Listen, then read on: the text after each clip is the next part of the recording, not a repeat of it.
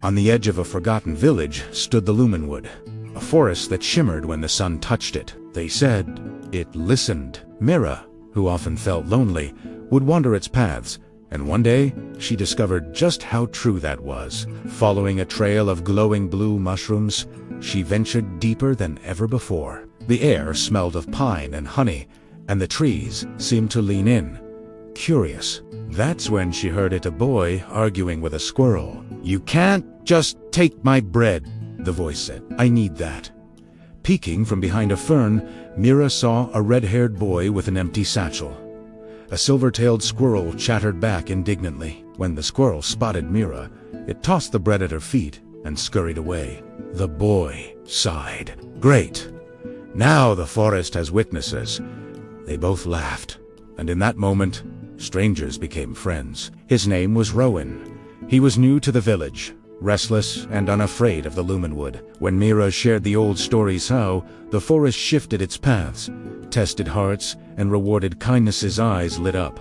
"Then we should explore it properly," he declared. And the forest, listening as always, seemed to agree. Their real adventure started with a wrong turn that led them to a clearing where the grass floated inches above the ground. They crossed a river that flowed upward, stepping on stones that hummed beneath their feet. When Mira slipped, Rowan caught her hand without a second thought. As he did, the forest glowed brighter, as if pleased with their connection. As dusk settled, they found themselves before an ancient oak with a door carved into its trunk. A soft voice whispered a single question: "Why have you come?" Mira, after a moment's pause, answered with her heart, "I didn't want to be alone."